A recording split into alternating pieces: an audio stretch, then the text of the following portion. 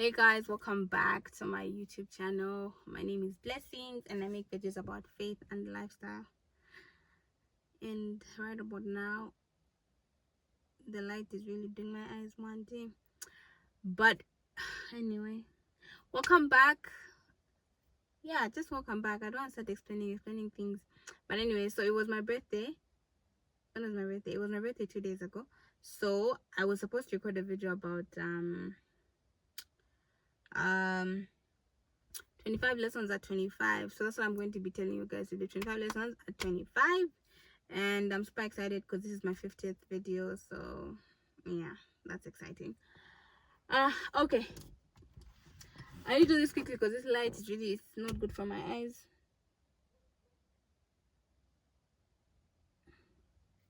Yeah.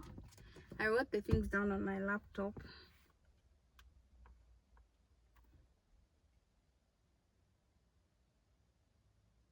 Okay. Number one,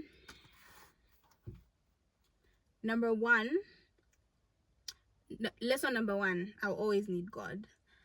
And this is just speaking to just needing God, guys. Like, you always need God. Like, we always need God. Like, every year I realize more and more that I will always need God. I just didn't need God when I was 17 or when I was 18, but like, where in every season of my life I always need God, and I hope you also feel that way. That's lesson number one. Lesson number two, no one is paying that much attention and the world moves on quicker than you think.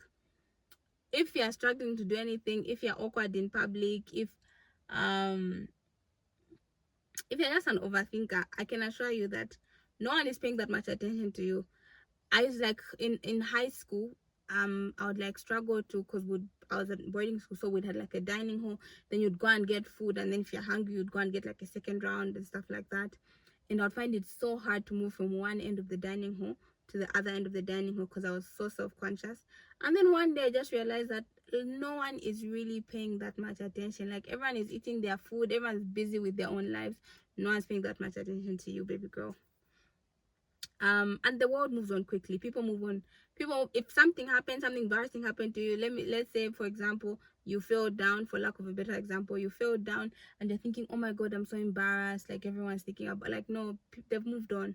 They saw you, maybe they laughed. I can assure you in the next 10-15 minutes they've moved on. So yeah, people move on quicker than we think. Number three, a lot of the time people are projecting. Essential. A lot of the time people are projecting. Sometimes people are just mean because they are projecting. Sometimes people will rain on your parade and be party poopers and tell you can't do this, you can't do that, because they are just projecting their insecurities, or they are projecting what happened to them. Maybe they failed at something, or no one supported them. But a lot of the time people are just projecting, and it's not that deep, it's not that personal, it's not you, it's them. But sometimes it's you. Number four, don't assume, ask if you're not clear what was meant. Yeah, so guys, legit, I can't see. Number four, ask if you're not clear, ask, don't assume. Yeah, if you're not clear, ask, don't assume. So for example, let's say something happened and someone's not speaking to you or something in those lines. Like, just don't assume just because people laughed when you passed, it was you they were talking about. You know, they're laughing at you. Don't assume just because maybe I don't know. Just don't assume. Just, if you're not clear about something, ask. But if there's no need to ask, don't. If you're going to assume, don't assume the worst. That's really helped me anyway. Don't assume, ask. If you feel like someone is angry, or they came off, they said something in a certain way, like, I'll ask, like, are you angry? Did we fight? Is anything happening? Is anything wrong? If someone suddenly stops talking to me, I'm going to ask them, did something happen? Do we have bad blood? What's going on? Number five, but when you do assume, try to be positive. Yeah. Number six, read the room. Ladies and gentlemen, read the room. Know when it's time to talk. Know when it's time to shut up. Know when it's time to walk away. Know when it's time to stay. Know when when someone's trying to subtly exclude you out of a conversation. Know when that's happening. Know, like, read the room. Read the room. Know when it's time to talk about yourself. Know when you've talked about yourself enough. Know when it's time to give other people a chance to talk. Just read the room. Number 7, no is a complete sentence. Sometimes it's okay to just say no. Why? It doesn't matter. But my answer is no. Your answer can be no, and that's fine. Because of being like a people pleaser occasionally, I've struggled to say no certain times, even when I want to say no. But I'm learning, and I've been learning that no is a complete answer. No is okay. It's okay to say no. Yeah, you don't have to feel guilty. You don't have to feel bad. You don't have to wrap it up with a joke to make it like more bearable. Like, you don't want, just say no. Number 8, I'm not saying be rude, by the way. Number 8, every relationship deserves effort, not just romantic relationships. Sometimes we feel like only romantic relationships deserve our 100%, our effort, our forgiveness. We're so easily irritated or so easily willing to cut off like our friends. But then when it comes to like romantic relationships, it's like we're willing to like hold on until that person's almost killing us. So the same effort we like put into romantic relationships and the consistency, other relationships also, of course it can't be the same, right? But I'm just saying that they deserve effort. Closing my eyes because my eyes, yo.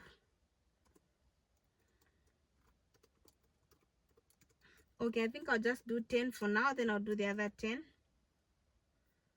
on another day because my eyes are not cooperating. Number 9, some people will actually never like you or be impressed. Don't waste your time.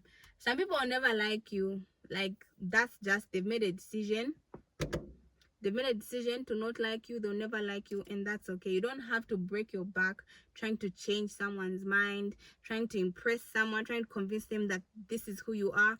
Okay, maybe if it's like a job, maybe if it's like a job or something, but just like a person, you've met them and they're convinced about you, they have a certain perspective and opinion about you.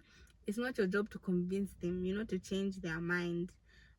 If you're being yourself, you're being authentic, you're showing up the way you should, you don't need to go like an extra amount to like really show that, oh my god.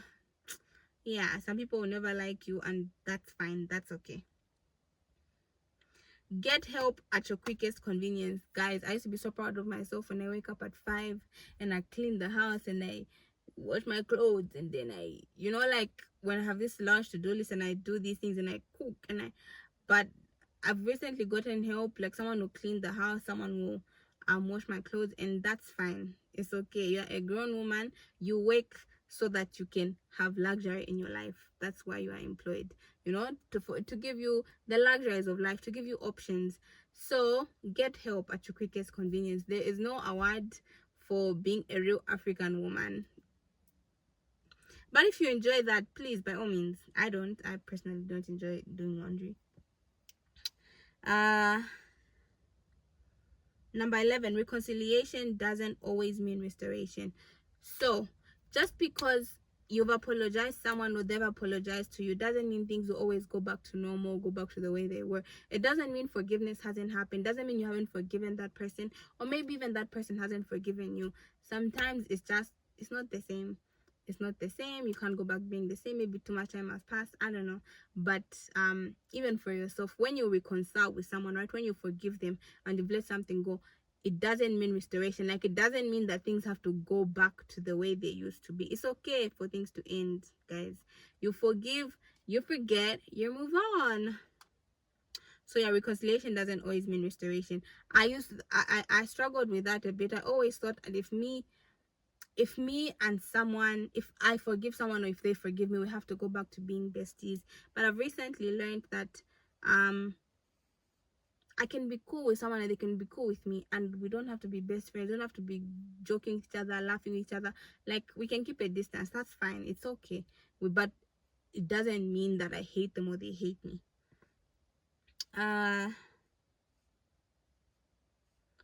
Spend more for comfort, quality. Spend more for comfort, quality, and convenience. Basically, that. Spend more for comfort, quality, and convenience. If it requires you to spend a little extra to get quality, to get convenience, to get comfort, pay that extra, baby girl. I used to be so frugal. I'm still frugal, but I used to be so frugal to the point where, like, if I'm going to town to get something, like, I won't eat because there's food at home or something like that. But like, if you're going to Salaula, for example, guys, you need the food for the energy to continue doing that, you know. If you can get a yango, get a yango, get a yango, baby girl, get a yango. If you can, just if you can pay for a salon where you'll be able to sit, they'll wash your hair with nice shampoo. You can lay your head back, not where you're standing with boom in your head. Why? Just because of an extra 20 quarter, you know. That was number 12. Number 13, by all means know a guy. As an adult, you have to know someone, guys. Like, you have to, like, if you're going to the hospital, at least know someone, you know. It's not always going to be like that, of course, but if you can know someone, like, if you're going to an office, if you can know someone, find a guy that you know, that you can call, that you can find out from. Like, if you need anything, it would be good for you to have a phone number to be able to call. Like, well, I need to find this out, I can call this person, I can call this person, I can call this person. Yeah. Network, basically. Network. When you go to places, network. Find out what people do, find out where they work, find out, you know, like, how you can both be useful to. It's not using people, yeah, just being useful to each other. Ubuntu. I am because you are. If you care, don't act like you don't. Yes. So, for example, right, it's like in high school when they were picking prefects. Personally, I wasn't going to mind being a prefect. Okay, I wanted, but they didn't choose me. So I was acting like, I don't care, I don't want this, but whatever. But I know if I was chosen, I would have been very flattered. So in the same way, like, if there's something, like, if you want to be promoted, if you want to be chosen on a certain thing at work, don't act like you don't care, like you don't want. Like, if they ask for volunteers, be the first to raise your hand. If they ask if you want the opportunity, like, you never even know who's hearing, you know, when you're saying what you want. I'm not saying that tell all your plans or your dreams and aspirations to people, but put yourself on, you know, put yourself on. Don't be ashamed to be the person who actually wants it, who cares enough. Don't try to act too cool for your dreams and aspirations. Like, oh, for me, things just come to me, whatever, I don't have to look for it. It's not desperation. Putting yourself on is not desperation. Showing that you want something is not desperation. It's not embarrassing. It's literally just putting yourself on. Be a shameless plug for yourself. God is better. This is number 15. God is better than we think. Period. No, God is really better than we think, Wendy. And I say this